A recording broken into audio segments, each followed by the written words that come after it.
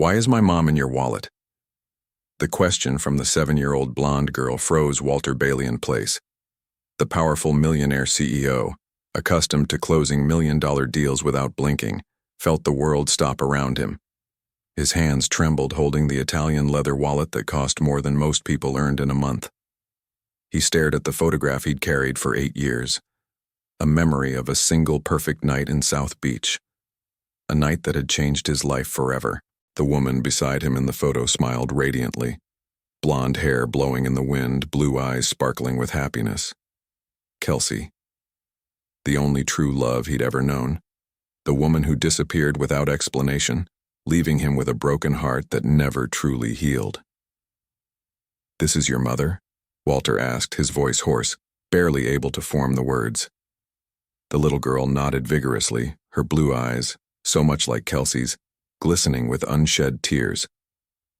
"Yes, my mama, Kelsey. She's very sick. That's why I'm selling roses here on the street. She has cancer and we don't have money for treatment." Walter's heart shattered. Kelsey was sick, dying. And this child, this brave little girl with crooked pigtails and a faded yellow dress, was trying to save her $5 at a time. "How old are you?" Walter asked, though he already knew the answer. He could feel it in his bones, in his heart. 7. I turned 7 in January. 7 years. Exactly 7 years and 9 months since that magical night. Walter looked at the girl again, really looked. Her nose, the shape of her face, the way she bit her lip when she was nervous. Dear God.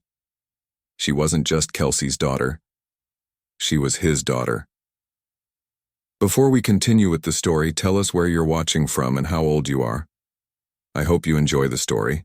The Miami sun beat down mercilessly on the cracked sidewalk of Palmetto Street, a neighborhood where broken dreams and faded hopes lined the streets like the peeling paint on weathered houses. 7-year-old Charlotte Halverson stood on the corner, her small hands clutching a bouquet of red roses that seemed too vibrant, too alive for the gray world around her. Her blonde pigtails were slightly crooked, tied that morning by her own inexperienced fingers, because Mama had been too weak to help. The yellow dress she wore, once bright as sunshine, had been washed so many times, the fabric had softened to the texture of old memories. "Fresh roses!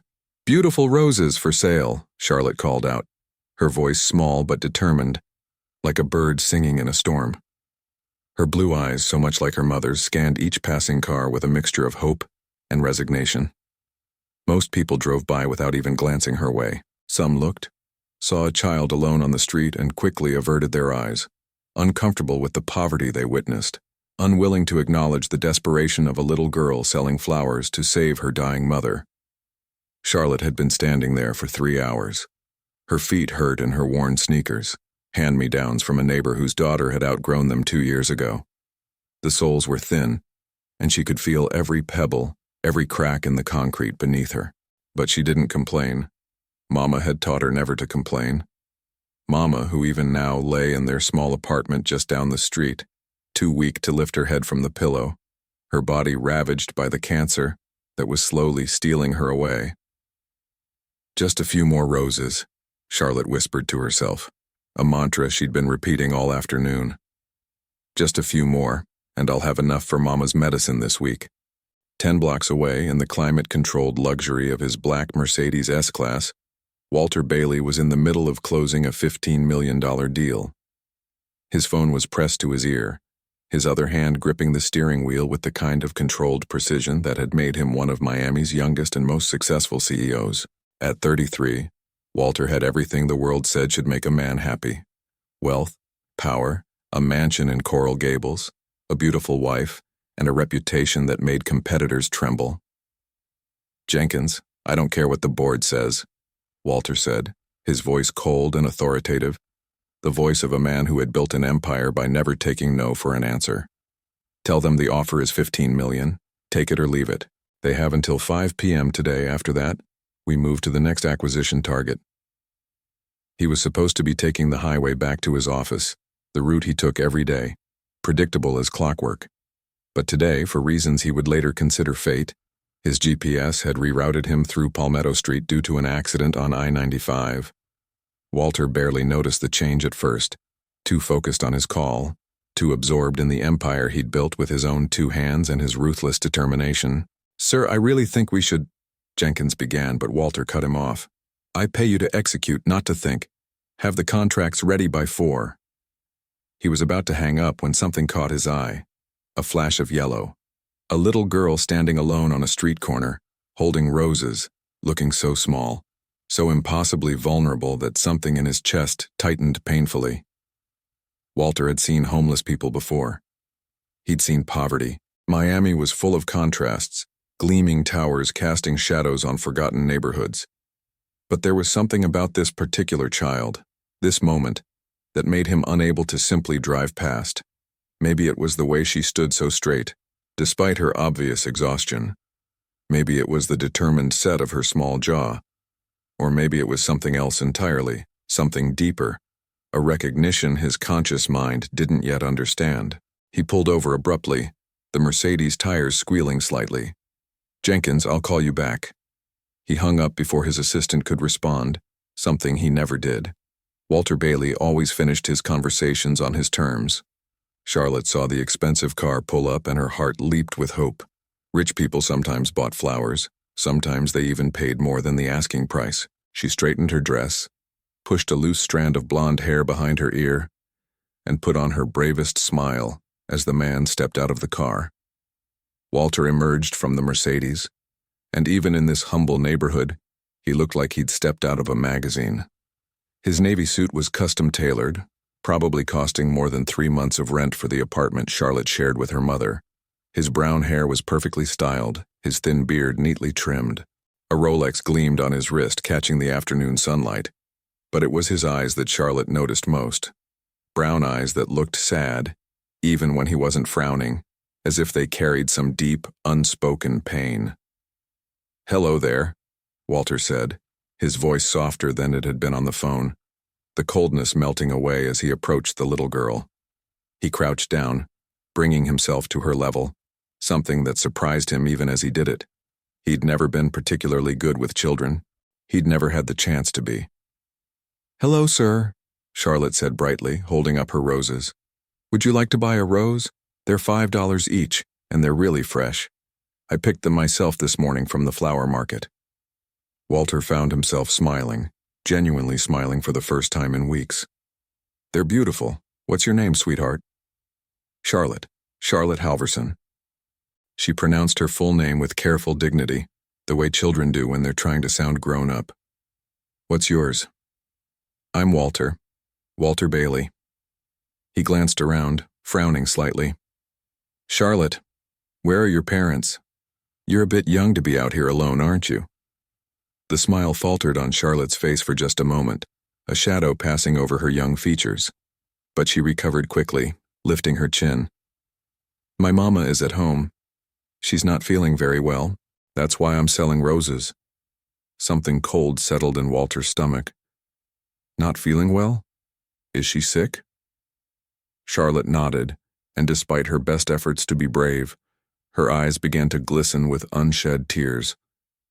"Mama has cancer. The doctors say she needs treatment, but it costs a lot of money. We don't have insurance and the free clinic can only do so much. So I'm helping. Every little bit helps, Mama says." Walter felt like someone had punched him in the chest. This little girl, no more than 7 or 8 years old, was trying to save her mother's life $5 at a time. The injustice of it, the sheer wrongness, made anger surge through him. Not at the child, never at the child, but at a world that allowed such things to happen. "How long have you been out here today?" he asked gently. "Since lunchtime," Charlotte replied. "I've sold 6 roses so far. If I can sell 4 more, I'll have enough for Mama's medicine this week." Walter's throat tightened. He reached for his wallet, pulling it out of his inner jacket pocket. "Tell you what, Charlotte. How about I buy all your roses? How many do you have left?" Charlotte's eyes went wide. "All of them? But that's 12 roses. That's $60. "I think these roses are worth much more than that," Walter said, opening his wallet. "How about we say $100 for all of them?" Charlotte gasped, her hands flying to her mouth. $100? Are you sure? That's so much money. "I'm sure," Walter said, smiling at her reaction. He began pulling bills from his wallet, but as he did, something happened that would change all their lives forever. Charlotte's gaze fell on the inside of his wallet, where a photograph was tucked into one of the card slots. It was an old picture, the edges slightly worn from years of being carried. In it, a younger version of Walter stood on a beach, his arm around a beautiful blonde woman. They were both laughing, faces close together, clearly in love. The woman's hair was blowing in the ocean breeze, her blue eyes sparkling with joy. Charlotte's small hand shot out, grabbing Walter's wallet before he could react. She pulled it closer, staring at the photograph with an intensity that seemed impossible for such a young child. "Why is my mom in your wallet?" The question came out as barely a whisper, but it hit Walter like a thunderclap. Time seemed to stop. The noise of the street faded away. Walter felt his heart begin to race, a cold sweat breaking out on his forehead despite the Miami heat. What did you say?" "This is my mom," Charlotte said, pointing at the woman in the photograph with a trembling finger. "This is my mama. I've seen this picture before. She has a copy of it in her room. She looks at it sometimes when she thinks I'm asleep and she cries. Why do you have a picture of my mama?" Walter took the wallet back with shaking hands, staring at the photograph he'd looked at 1,000 times, maybe more. The photograph from the best night of his life. The night he'd met Kelsey Halverson at a beachside bar in South Beach 8 years ago. The night they'd talked until sunrise, laughed until their sides hurt, and connected in a way Walter had never experienced before or since. The night that had ended with a kiss on the beach and a promise to see each other again. A promise that had been broken when Kelsey had disappeared from his life without explanation, leaving him heartbroken and searching for answers he never found. "This is your mother?" Walter asked, his voice hoarse. "Kelsey? Kelsey Halverson?" Charlotte nodded vigorously. "Yes, that's my mama. How do you know her? Are you friends? Can you help her? Please, she's so sick and I'm so scared." Her words tumbled out in a rush, the brave facade crumbling as tears began streaming down her cheeks. Walter pulled the little girl into his arms instinctively, holding her as she cried. His mind was reeling. Kelsey. The woman he'd loved and lost. The woman he'd searched for until Victoria had convinced him to stop, that it was pathetic, that he was obsessed. The woman whose memory he'd carried for 8 years, never quite able to let go, never quite able to move on, even when he'd married someone else. And this child, this brave, beautiful little girl with blonde hair and blue eyes, was Kelsey's daughter. "Charlotte," Walter said softly, pulling back to look at her tear-stained face. "How old are you?" 7, Charlotte sniffled. "I just turned 7 in January." 7 years old? The math hit Walter like a freight train. 7 years since that night in South Beach. 7 years since Kelsey had disappeared. 7 years since... "Charlotte, I need you to take me to your mother, right now. Can you do that?" Charlotte wiped her eyes with the back of her hand and nodded. "Okay, she's just down the street. We live in the blue building, apartment 2B, but she doesn't like visitors. She gets embarrassed because we don't have nice things." "I don't care about nice things," Walter said firmly, standing up and taking Charlotte's small hand in his. "I care about seeing your mother. Come on." They walked down Palmetto Street together, Walter Bailey in his $1,000 suit, and little Charlotte Halverson in her faded yellow dress, an unlikely pair that drew stares from the few neighbors sitting on their porches in the afternoon heat. Charlotte chattered nervously as they walked, telling Walter about her school, about her friends, about how she wanted to be a doctor when she grew up so she could help people like her mama. Walter listened to every word, his heart breaking and healing and breaking again with each sentence. This child, so full of hope and dreams despite her circumstances, was possibly, no, probably, his daughter. The daughter he'd never known existed. The child he'd been told he could never have. They reached the building, a tired three-story structure with peeling paint and rusted railings. Charlotte led him up the stairs, which creaked under their weight, to apartment 2B. The door was unlocked, and as they entered, Walter was struck by the smell of medication and illness, but also something else, the scent of a home filled with love. The apartment was small and shabby, but it was clean and carefully maintained. Pictures of Charlotte covered the walls, documenting her growth from infant to the child she was now. There were drawings taped to the refrigerator, a small collection of well-worn books on a shelf, a vase with wildflowers on the kitchen table. "Mama," Charlotte called out softly. "Mama, someone's here to see you." "Charlotte?" A weak voice came from the bedroom. "Baby, I told you not to bring strangers home. It's not safe." The voice cut off abruptly as the bedroom door opened and Kelsey Halverson emerged, leaning heavily on the doorframe. Walter felt his breath catch in his throat. This was Kelsey, and yet it wasn't. The vibrant, laughing woman from the photograph was gone, replaced by a ghost. She was painfully thin, her collarbones jutting out sharply beneath a faded nightgown. A bandana covered her head, hiding the hair loss from chemotherapy. Her blue eyes, once so full of life, were sunken and shadowed. But even ravaged by illness, she was still beautiful to him. Their eyes met, and Kelsey's face went white. The glass of water she'd been holding slipped from her fingers and shattered on the floor, water and broken glass spreading across the worn linoleum. "You," she breathed, her voice barely audible. "You." "Kelsey," Walter said, his voice breaking on her name. "Oh God, Kelsey." For a long moment, they just stared at each other across the small apartment, 8 years of unspoken words and unanswered questions hanging in the air between them. Charlotte looked from her mother to Walter and back again, confusion and hope warring on her young face. "Mama, do you know him?" Charlotte asked. "He has your picture in his wallet, the one from the beach." "Charlotte, go to your room," Kelsey said, her voice suddenly hard despite its weakness. "Now." "But Mama." "Now, Charlotte."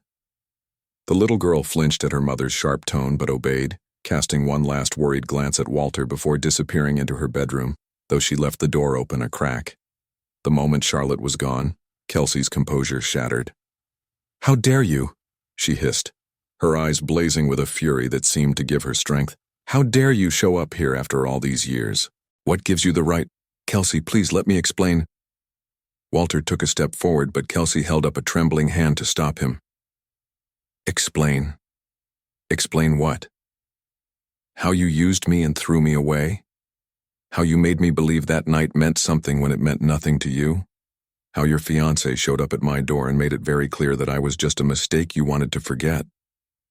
Walter felt like he'd been slapped. "My fiancé? Kelsey, what are you talking about? I didn't have a fiancé 8 years ago. I wasn't even dating anyone seriously. That night with you, it was the most real thing I'd ever experienced. When you disappeared the next morning, I searched for you for months. I called, I went to your apartment, I tried everything." "Stop lying." Kelsey's shout was followed by a fit of coughing that doubled her over. Walter rushed forward instinctively to help her, but she pushed him away, stumbling to the couch and collapsing onto it. When she looked up at him again, there were tears streaming down her face. "Victoria came to my apartment. She had an engagement ring on her finger. She had pictures of you two together. She told me that you'd been drinking that night, that you regretted it, that I was embarrassing myself by trying to contact you. She said you laughed when she told you about the desperate girl who wouldn't leave you alone." Walter felt the room spinning. Victoria. Of course it was Victoria. Victoria, his so-called friend from college. Victoria, who had always been there, always supportive, always understanding when he mourned the loss of a woman he'd only known for one night. Victoria, who had suggested they get married 5 years ago, who had promised him the family he'd always wanted, who had spent the last 5 years claiming they couldn't conceive, subjecting him to test after humiliating test while he believed himself to be sterile. "Kelsey," Walter said slowly, carefully, as if speaking to someone on the edge of a cliff. "I was never engaged to Victoria 8 years ago. She was just a friend then. We didn't start dating until 5 years ago, And we got married 3 years ago. I swear to you, everything she told you was a lie." Kelsey laughed bitterly, a sound that held no humor. Then why did she have pictures? Why did she know about that night? Why did she come to my apartment at all if you weren't together? "Because she was in love with me," Walter said, the truth finally clicking into place like pieces of a puzzle he'd been too blind to see. "She'd been in love with me for years, and when I told her about you, about how I'd met someone special, someone I could see a future with, she couldn't stand it. So she destroyed it. She destroyed us." "There was no us," Kelsey said, but her voice was weaker now, less certain. "There was one night. One perfect night that I was foolish enough to think meant something. It meant everything," Walter insisted, kneeling in front of her, careful not to touch her but close enough that she could see the sincerity in his eyes. "Kelsey, I fell in love with you that night. I know it sounds crazy, but it's true. And when you vanished, when I couldn't find you, it broke something in me. I eventually married Victoria because I thought I'd never feel that way about anyone again, and she promised me the family I'd always wanted. But I never stopped thinking about you. I never stopped wondering what happened, where you went, why you left. I left because I needed to take a pregnancy test," Kelsey said quietly, and the words hung in the air like a bomb waiting to detonate. Walter's heart stopped. "What?" "I left that morning because I realized my period was late. I went to the pharmacy, bought a test, and took it in a gas station bathroom. It was positive." Kelsey's voice was flat now, emotionless, as if she'd retreated somewhere deep inside herself. "I was terrified, but also happy, excited. I rushed back to the hotel to tell you, but you'd already checked out. I tried to call you, but you didn't answer. I left messages. I went to your office building, but security wouldn't let me up. I was starting to panic when Victoria showed up." "Oh God," Walter breathed. Charlotte is your daughter," Kelsey finished. "Yes." "Congratulations, Walter. You have a 7-year-old daughter you've never met, never held, never knew existed because your jealous friend decided to play God with our lives." Walter's hands were shaking. He looked toward Charlotte's room, where he could see the little girl's eye peeking through the crack in the door. His daughter. That brave, sweet child was his daughter. All this time, he'd believed he was sterile, that he'd never be a father, that his deepest wish would never come true. And all this time, his daughter had been here in this small apartment growing up without him. "Why didn't you try harder to find me?" Walter asked, though even as he said it, he knew how it sounded. "I mean, after Victoria came, why didn't I try harder?" Kelsey's laugh was sharp and painful. "I was 23 years old, pregnant, and terrified. The father of my child's fiancé told me I was an embarrassment and to stay away. I had no money for a lawyer to prove paternity, assuming you would even acknowledge the child. I had no family to support me. My parents had disowned me years earlier, so I did what I had to do. I worked 3 jobs until I was 8 months pregnant. I had Charlotte in a county hospital with no one to hold my hand. I raised her alone, loving her fiercely every single day, while you went on with your life and married the woman who destroyed ours." The words were like knives. Each one deserved. Walter had no defense, no excuse. He'd been played, yes, manipulated and lied to, but Kelsey had been left to handle the consequences alone. "I'm so sorry," Walter said, and the words felt pathetically inadequate.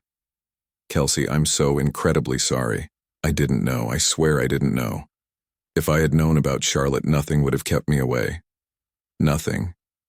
"Well, now you know," Kelsey said tiredly, leaning back against the couch cushions. The brief burst of energy from her anger was fading, leaving her looking even more frail. "What are you going to do about it? Demand a DNA test? Sue for custody? Or are you going to walk away and pretend you never saw us, never knew we existed?" "None of those things," Walter said firmly. "I'm going to help you. I'm going to get you the best oncologist in Miami, the best treatment money can buy. I'm going to—" "No," Kelsey interrupted, shaking her head. "No, I don't want your money, Walter. I don't want your help. I don't want anything from you. Mama, please. Charlotte's voice came from her room, and then she was running out, throwing herself at Kelsey's feet. Please let him help. I'm so scared you're going to die. The doctors say you need better treatment and we can't afford it, and I don't want to be alone, Mama, please. Kelsey pulled her daughter into her arms, tears streaming freely now. Oh, baby, oh, my sweet baby, I'm not going to die. I promise. You can't promise that, Charlotte cried. You've been getting worse and worse. You don't eat anymore. You sleep all the time. I heard Mrs. Rodriguez tell Mrs. Santos that you probably only have a few months left if you don't get better treatment. Walter felt his heart shatter into a million pieces. This child, his child, was living with the terror of losing her mother, of being left completely alone in the world. He made a decision in that moment, one that he knew he'd fight for with everything he had. Kelsey, he said quietly but firmly, I understand that you hate me. I understand that you have every reason to never want to see me again. But Charlotte is my daughter, and she deserves to have both her parents. And I am not going to stand by and let you die out of pride. I'm getting you the best medical care available, whether you want it or not. You can't force me, Kelsey began, but Walter cut her off. I can and I will. I'll get a court order if I have to. I'll petition for emergency custody on the grounds that you're medically unable to care for Charlotte and refusing treatment. Don't make me do that, Kelsey. Please let me help you. If not for me, if not even for yourself, then for Charlotte. She needs her mother. Kelsey looked at her daughter, at Charlotte's tear-stained face and pleading eyes, and Walter saw the moment she broke. She closed her eyes, fresh tears spilling down her cheeks, and nodded slowly. Okay, she whispered. Okay. But I'm doing this for Charlotte, not for you. I understand, Walter said. I'll start making calls right now. The best oncologist in Miami is Dr. Elena Morrison at Mercy Hospital. I'll get you an appointment immediately. Walter, Kelsey said, looking at him with exhausted eyes, why are you really doing this? Is it guilt? Obligation? Walter met her gaze steadily. I'm doing this because 8 years ago, I fell in love with a beautiful, brilliant woman on a beach in South Beach. I'm doing this because that woman gave me the greatest gift anyone could ever give, a daughter.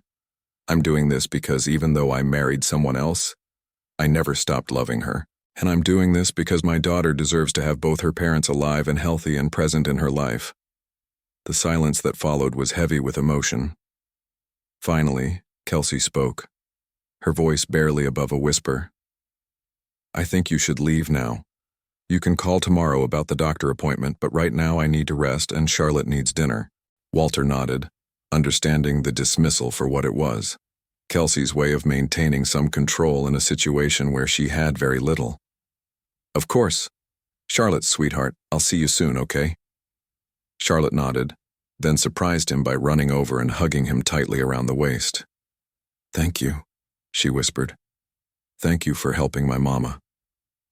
Walter hugged her back, this little girl who was his daughter, feeling the weight of 7 lost years pressing down on him. I promise you, Charlotte, your mama is going to get better. As he left the apartment and walked back to his car, Walter's mind was racing. He had a daughter. He had a daughter with the only woman he'd ever truly loved. And that daughter was facing the possibility of becoming an orphan, because Victoria had lied and manipulated and destroyed lives for her own selfish purposes. He got into his Mercedes and sat there for a moment, hands gripping the steering wheel so tightly his knuckles turned white. Then he pulled out his phone and made a call. Dr. Morrison, this is Walter Bailey. I need to call in every favor you've ever owed me. I have a patient for you, a young woman with stage 3 breast cancer currently receiving inadequate treatment. Money is no object. I need you to see her tomorrow. First thing, her name is Kelsey Halverson and she's the mother of my daughter. After securing the appointment and arranging for an ambulance to pick up Kelsey in the morning, Walter started the car and drove toward his mansion in Coral Gables. But with every mile, his dread grew, because he knew what awaited him at home. Victoria, his wife, the woman who had systematically destroyed the happiness of everyone around her for her own benefit. The sun was setting as Walter pulled into the circular driveway of his mansion, painting the sky in shades of orange and pink. The house loomed before him, all white columns and pristine landscaping and cold, empty perfection. Victoria's taste, Victoria's vision of what their life should be. He found her in the living room, draped elegantly across a white sofa, a glass of red wine in her hand, looking like something out of a design magazine. She smiled when she saw him, the perfect smile she'd perfected over years of practice. "Darling, you're late. I've kept dinner warm." "I found Kelsey Halverson today," Walter said without preamble, closing the door behind him. He saw it, just a flicker, barely a microsecond, but Victoria's perfect composure slipped. Her fingers tightened around the wine glass, then the smile was back, but it didn't reach her eyes. "Kelsey? That girl from years ago? The one you were obsessed with? How strange. What a coincidence." "She has a daughter," Walter continued, his voice deadly calm. 7 years old. Blonde hair, blue eyes. Her name is Charlotte. Victoria stood up, setting down her wine glass with careful precision. "Walter, lots of women have blonde daughters. Surely you're not suggesting—" "I'm not suggesting anything. I'm telling you a fact. Charlotte is my daughter." "That's ridiculous. You're sterile. We've been trying for years." "I'm going to ask you a question, Victoria, and I want you to think very carefully before you answer." Walter walked toward her slowly, and something in his expression made her take a step back. 8 years ago, when I told you about meeting a woman named Kelsey, what did you do?" "I don't know what you're talking about. Did you go to her apartment?" Walter's voice was rising now, the careful control slipping. "Did you tell her we were engaged? Did you show her fake pictures and lie to her about who I was and what I wanted? Did you tell her I thought she was desperate and pathetic? Did you destroy the only chance I had at real happiness because you couldn't stand that I loved someone else?" Victoria's face had gone pale, but her chin lifted defiantly. "So what if I did? You were mine, Walter. We were meant to be together. That girl was nothing. A one-night stand, a momentary distraction. That girl is the mother of my child," Walter roared. "That woman is dying of cancer because she couldn't afford proper treatment. She raised my daughter alone for 7 years because you lied. You stole 7 years of my life, Victoria. 7 years of watching my daughter grow up. 7 years of being a father." "You were never supposed to know," Victoria shouted back. "She was supposed to disappear. She was supposed to be nothing but a memory that faded with time. I gave you everything, Walter. I made myself into the perfect wife.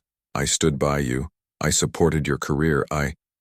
You lied to me every single day of our marriage."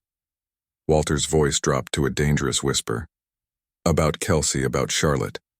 About us being unable to have children. Tell me, Victoria, are you actually unable to conceive, or was that a lie too?" The look on Victoria's face told him everything he needed to know. Walter laughed, but there was no humor in it. Of course it was a lie. Let me guess, you've been on birth control this entire time, haven't you? While I went through test after test, believing I was broken, believing I was sterile, you were sabotaging us." "I never wanted children," Victoria finally admitted, her perfect facade crumbling. "They ruin everything. They ruin your body, your freedom, your entire life. I told you what you wanted to hear so you'd marry me, but I never intended to actually go through with it." "Then why marry me at all?" Walter asked, though he already knew the answer. "Because I loved you," Victoria screamed. "I've loved you since we were in college. But you never saw me, not really. I was always just your friend, always just Victoria who was there when you needed her.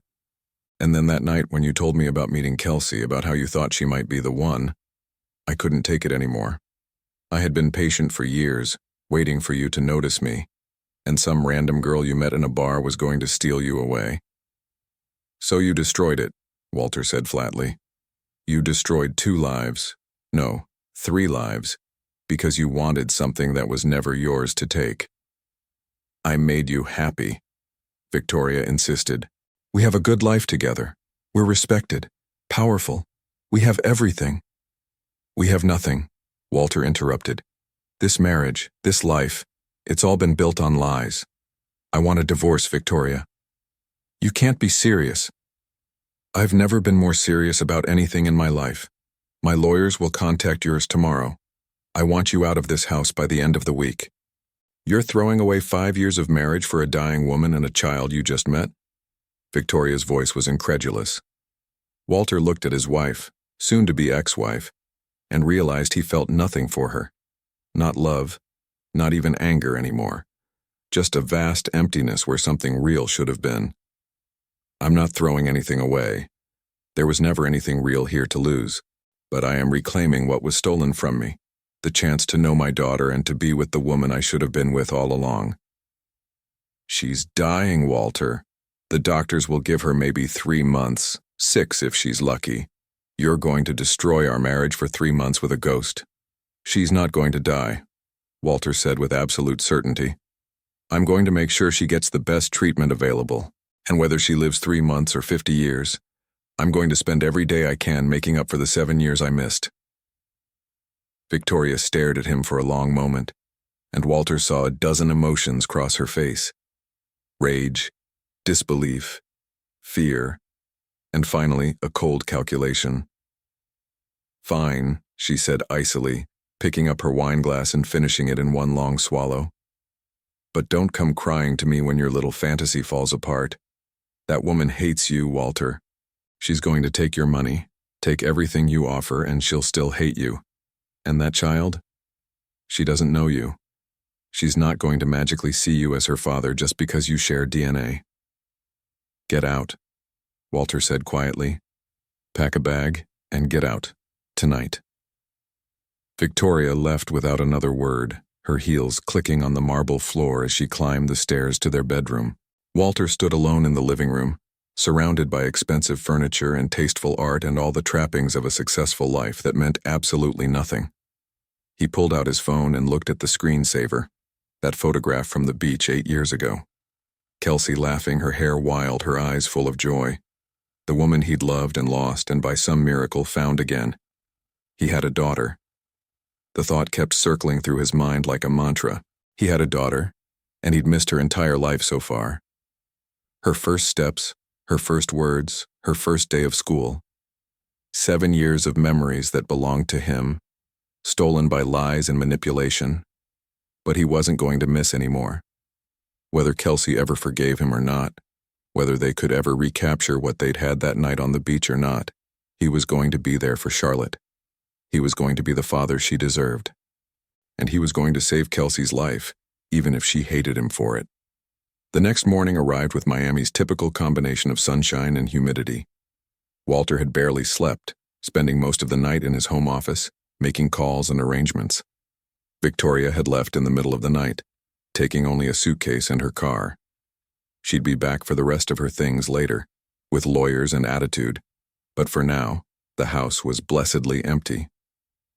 At 7 a.m., Walter's phone rang. Dr. Morrison. Walter, I've reviewed the medical records you sent over. This is bad. Stage 3 breast cancer, inadequate chemotherapy treatment, malnutrition, extreme stress. She should have been hospitalized months ago. Can you help her? Walter asked, his heart in his throat. I can try. But I need to be honest with you. The odds aren't good. The cancer has spread to her lymph nodes. We're looking at aggressive chemotherapy, possible mastectomy, radiation, and even then the 5-year survival rate for stage 3 is around 70%. If it's progressed to stage 4, which is possible given her current condition, it drops to 22%. Do whatever it takes, Walter said. Whatever it takes. Money is no object. I know. That's why I'm taking her case. Ambulance is en route to pick her up now. We'll admit her immediately and start a full workup. And Walter? You should prepare yourself. This is going to be a long, difficult fight. And she might not win it. Walter ended the call and sat in silence for a moment. Then he got dressed in jeans and a simple shirt, the kind of clothes he never wore, the kind of clothes that weren't meant to intimidate or impress but just to exist in. And he drove back to Palmetto Street. The ambulance was already there when he arrived. EMTs were bringing a gurney down the stairs, and on it was Kelsey, looking even smaller and more fragile than she had the day before. Charlotte walked beside her, holding her mother's hand, her face streaked with tears. Walter parked and ran over. "Charlotte, sweetheart, what's wrong?" "They're taking Mama away," Charlotte sobbed. "They said she has to go to the hospital for a long time. I don't want to be alone." "You're not going to be alone," Walter said, kneeling down and taking both of Charlotte's hands in his. "You're going to stay with me. I'm your father, Charlotte, and I'm going to take care of you while your mother gets better." "Walter, no," Kelsey called out weakly from the gurney. "You can't just, she doesn't know you." "She'll get to know me," Walter said firmly, looking at Kelsey. "I've missed 7 years. I'm not missing anymore. Mrs. Rodriguez can watch her." Kelsey tried again, but Walter shook his head. "No. No more neighbors, no more strangers. She's my daughter, and she belongs with me. Unless," he looked at Charlotte, "unless you don't want to stay with me. If you're more comfortable with Mrs. Rodriguez, I understand." Charlotte looked from her mother to Walter, her young face torn with conflicting emotions. "You're really my daddy? My real daddy?" "I am," Walter said. "I know I haven't been here before, and I'm so sorry about that. But I'm here now, and I'm never going anywhere again. Will you take me to see Mama every day?" "Every single day. I promise." Charlotte thought for a moment, then nodded. "Okay, I'll stay with you. But you have to promise to take good care of Mama." "I promise," Walter said, and he meant it with every fiber of his being. The EMTs loaded Kelsey into the ambulance. Walter helped Charlotte climb in beside her and then climbed in himself. "Sir, are you family?" one of the EMTs asked. "Yes," Walter said firmly. "I'm her husband." It was a lie, but it was a lie he intended to make true. Kelsey started to protest, but another coughing fit stopped her. The ride to Mercy Hospital was tense and quiet, except for the beeping of monitors and Kelsey's labored breathing. Charlotte held her mother's hand on one side, and Walter found himself reaching out to hold the other. Kelsey didn't pull away, too weak to fight anymore, too scared to push away comfort even if it came from the man she believed had abandoned her. At the hospital, they were met by Dr. Morrison herself, a woman in her 50s with kind eyes and an efficient manner. "Mrs. Halverson, I'm Dr. Morrison. We're going to take excellent care of you. We're going to run some tests, get you set up in a room, and start treatment immediately." Kelsey was wheeled away and Charlotte started to follow, but a nurse gently stopped her. "I'm sorry, sweetie, but you need to wait out here while we examine your mother. It won't be long." Charlotte's face crumpled and Walter scooped her up, letting her cry into his shoulder. "It's okay, baby. It's going to be okay. Your mama is in the best hands possible." They sat in the waiting room, Charlotte curled up in Walter's lap. He found himself studying her, looking for pieces of himself in her features. She had Kelsey's blonde hair and blue eyes, but her nose was his, and the set of her jaw. The way she bit her lip when she was worried was something he did too. "Charlotte," he said softly, "can I ask you some questions? About your life, about you?" She nodded, wiping her eyes. "Okay. What's your favorite color?" "Yellow, like my dress. Mama says it makes me look like sunshine." "Your mama's right. What's your favorite food?" "Spaghetti with lots of cheese and chocolate ice cream. Mama makes the best spaghetti even when she's tired." They talked for hours, Walter learning everything he could about the daughter he'd never known. Charlotte told him about her school, about how she loved reading and hated math, about her best friend Sophie who had moved away last year, about how she wanted to be a doctor or maybe a teacher when she grew up. She told him about the hard times too, about how scared she was when her mama first got sick, about selling flowers on the street corner, about lying awake at night worrying that she'd wake up and find her mother gone. With every story, Walter felt his heart breaking and healing simultaneously. This beautiful, brave child was his, and he'd missed so much. But he wasn't going to miss any more. Dr. Morrison emerged 6 hours later, looking tired but determined. "Mr. Bailey, Charlotte, can I speak with you?" They followed her to a private consultation room. Charlotte climbed onto Walter's lap, and he wrapped his arms around her protectively. "I'm not going to sugarcoat this," Dr. Morrison began. "Kelsey is very sick. The cancer has spread more than we initially thought. It's stage 3B, bordering on stage 4. We need to start aggressive chemotherapy immediately, followed by a double mastectomy, followed by radiation. It's going to be brutal, and there's no guarantee it will work. But there's a chance? Walter asked, his voice hoarse. There's always a chance. And the fact that she's young and otherwise healthy works in her favor. But you need to understand, this is going to be the fight of her life. She'll be hospitalized for at least 2 months, possibly longer. She'll be in pain, she'll be sick, and there will be times when she wants to give up. She won't, Charlotte said suddenly, her voice small but fierce. My mama is the strongest person in the world. She won't give up. Dr. Morrison smiled sadly. I hope you're right, sweetheart. Now she's asking for both of you. She's in room 412. They found Kelsey in a private room, hooked up to IVs and monitors, looking impossibly small in the hospital bed. But when she saw Charlotte, her face lit up, and Walter saw a glimpse of the woman he'd fallen in love with 8 years ago. Come here, baby, Kelsey said, holding out her arms. Charlotte ran to her and they held each other tightly. I'm going to be okay, I promise. I'm going to fight this with everything I have. I know you are, Mama, Charlotte said. And Walter is going to help, he promised.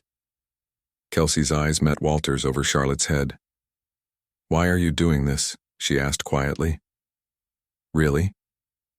Walter moved closer to the bed, sitting in the chair beside it. Because I meant what I said yesterday. I never stopped loving you, Kelsey. And Charlotte is my daughter. I have 7 years to make up for, and I intend to spend the rest of my life doing just that. I can't pay you back, Kelsey said. Not ever. This treatment, it must cost. I don't want you to pay me back. I want you to get better. I want Charlotte to have her mother. And I want... He paused, searching for the right words. I want us to have a chance to see if what we felt that night was real or just a beautiful dream. Walter, I'm dying. I'm bald and weak and I can't even get out of bed without help. I'm not the woman you remember. You're exactly the woman I remember, Walter said firmly. Strong, brave, beautiful. You raised our daughter alone. You worked yourself to exhaustion to provide for her. You're fighting cancer and selling flowers and still making sure Charlotte knows she's loved every single day. If that's not strength, I don't know what is. Tears slipped down Kelsey's cheeks. I want to hate you so badly. It would be so much easier to hate you. I know, but maybe eventually you can forgive me instead. Not for leaving. I didn't know about Charlotte, and I would have been there if I had known. But for not trying harder to find you, for not seeing through Victoria's lies, for letting 8 years pass without you. I don't know if I can, Kelsey said honestly. But for Charlotte's sake, I'm willing to try. It was a start. A small one, but a start nonetheless. Over the next few weeks, a routine developed. Walter would wake up early, make breakfast for Charlotte, usually burning it the first few times before he got the hang of it, and drive her to school. Then he'd go to the hospital and sit with Kelsey during her treatments, working on his laptop when she slept, talking to her when she was awake, holding her hand when the pain got too bad.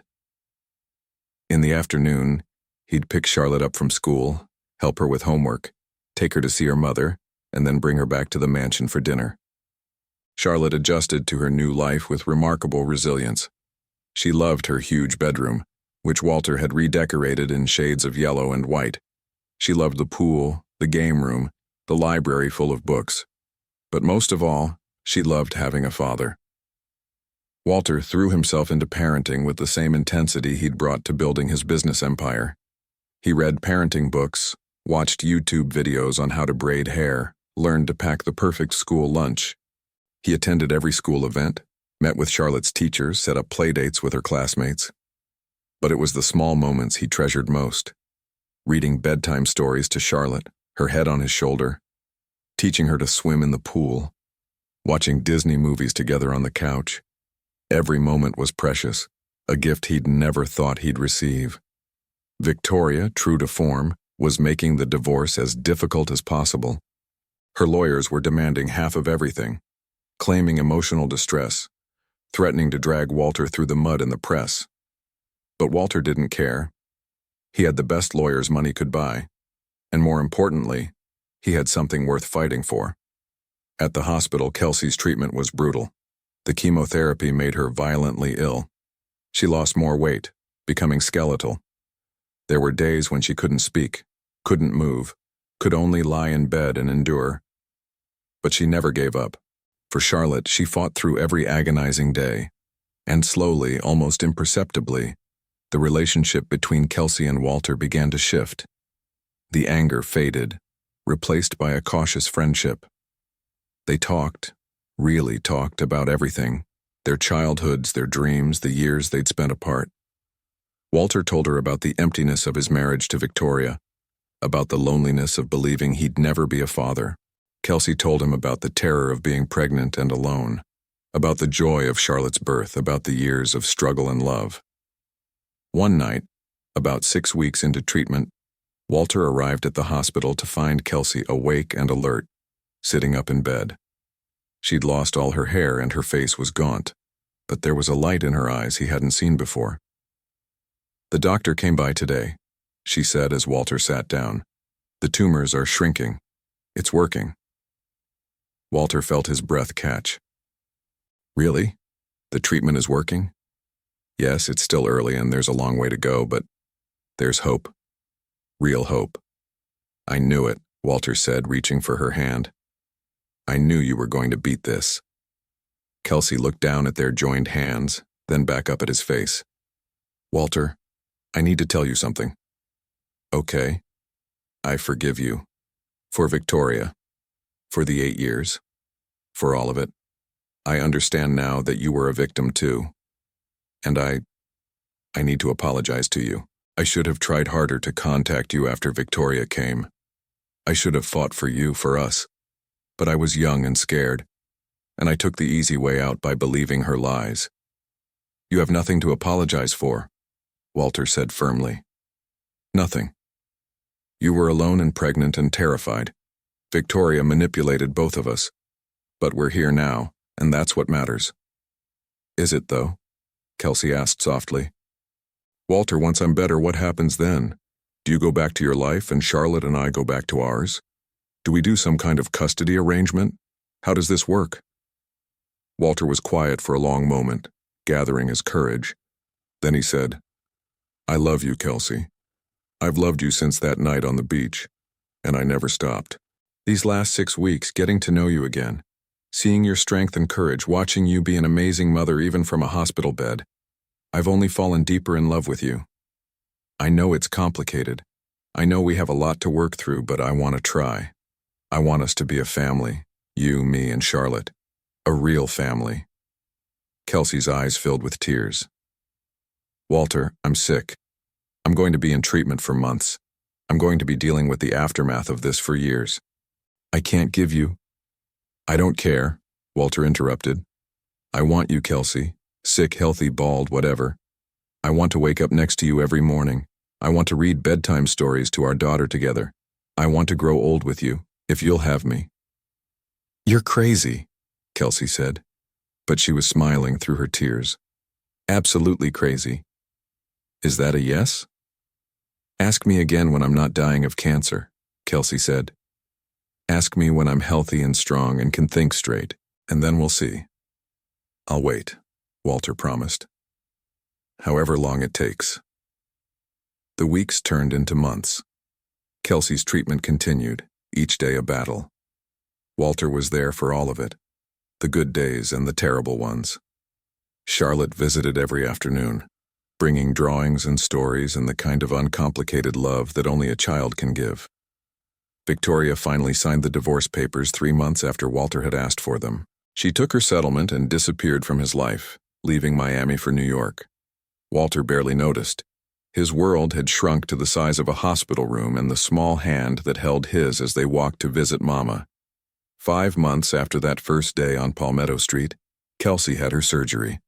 A double mastectomy followed by reconstructive surgery. It was long and terrifying, and Walter wore a path in the hospital waiting room floor, Charlotte asleep in a chair beside him. When Dr. Morrison finally emerged, she was smiling. The surgery went well. We got clean margins. All the cancerous tissue is gone.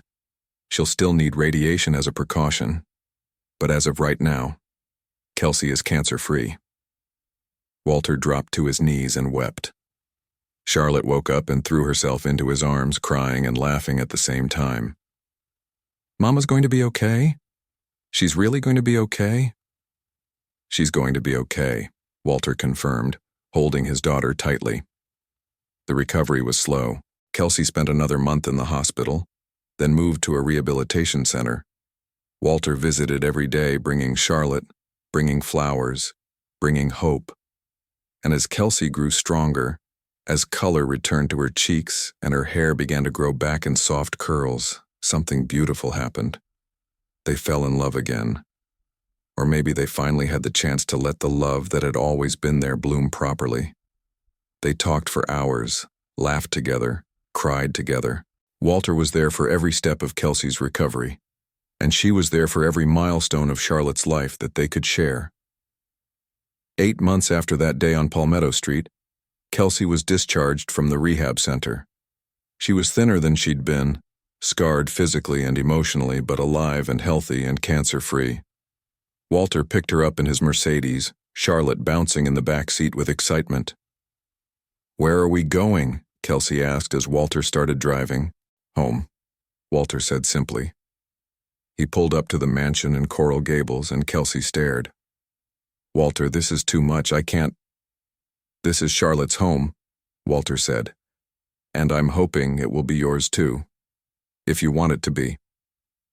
They got out of the car, and Charlotte grabbed both their hands, pulling them toward the front door. "Come on, Mama. Wait until you see my room, and the pool, and we have a library with hundreds of books." The mansion had been transformed. Where Victoria had favored cold whites and grays, there were now warm colors, yellows and blues and soft greens. Pictures of Charlotte covered the walls, from infancy to present day, documenting a life Walter had missed but was now part of. There were flowers in every room, Kelsey's favorite roses. "I know it's not perfect," Walter said nervously. "And I know we're doing this all backward. We have a daughter together, but we're not married. We're barely even dating. But Kelsey, I want this. I want you here. In this house, in my life, in my heart. I want us to be a family." Kelsey looked around the beautiful home, at Charlotte's excited face, at Walter's hopeful expression. She thought about the small apartment on Palmetto Street, about years of struggle and fear. She thought about the last 8 months, about Walter's unwavering support, about falling in love with him all over again. "Okay," she said simply. "Okay, let's try this. Let's be a family." Charlotte squealed with joy, and Walter pulled Kelsey into his arms, holding her carefully because she was still recovering, still fragile. But she was there. She was alive, and she was his. Over the next few months, they learned to be a family. There were challenges, Kelsey struggling with the physical and emotional aftermath of cancer, Walter learning to balance his business with being a present father and partner, Charlotte adjusting to having both parents. But there was also joy. So much joy. Walter taught Charlotte to ride a bike. Kelsey cooked family dinners, her strength slowly returning. They went to the beach, the three of them, and Walter took a selfie in the same spot where that first photograph had been taken 8 years ago. In this one, Charlotte was between them, all three of them laughing. 1 year after that day on Palmetto Street, on a warm Miami evening, Walter took Kelsey back to that beach in South Beach. Charlotte was spending the night with her new friend from school, giving them time alone. They walked along the sand hand in hand, watching the sun set over the ocean. Kelsey's hair had grown back, blonde curls that reached her shoulders. She'd gained back the weight she'd lost, and there was color in her cheeks again. She was beautiful, healthy, alive. "Do you remember the last time we were here?" Walter asked softly. "Of course. It was the best night of my life, until everything fell apart. I asked you once in the hospital to let me ask you something when you were healthy and strong. Do you remember?" Kelsey turned to look at him, her blue eyes warm in the fading sunlight. I remember. Walter got down on one knee in the sand, pulling a small box from his pocket. Kelsey Halverson, we've done everything backward. We had a daughter before we had a first date. We lived together before we were married. But I don't care about the order anymore. All I care about is spending the rest of my life with you. Will you marry me? Kelsey looked at the ring, a simple, elegant diamond that caught the sunset, and then at the man kneeling before her. The man who had saved her life, who loved their daughter, who had proven over and over again that he was here to stay. Yes, she said, pulling him to his feet and kissing him. Yes, Walter Bailey, I will marry you. They were married 3 months later in a small ceremony on the beach, with Charlotte as the flower girl. She wore a yellow dress, of course, and carried roses. Dr. Morrison was there, and some of Walter's business associates, and the neighbors from Palmetto Street who had helped Kelsey and Charlotte through the hard years. As they exchanged vows, Walter looked at his bride, beautiful in a simple white dress, healthy and strong in his, and at his daughter, beaming with joy. He thought about that day a year ago when he'd pulled over to buy roses from a little girl on a street corner. One decision, one moment of compassion, had given him everything he'd ever wanted. I promise to love you, Walter said, his voice thick with emotion. To cherish you, to protect you, for the rest of our lives. I promise to be the husband you deserve and the father Charlotte deserves. I promise that I will never take a single day with you for granted.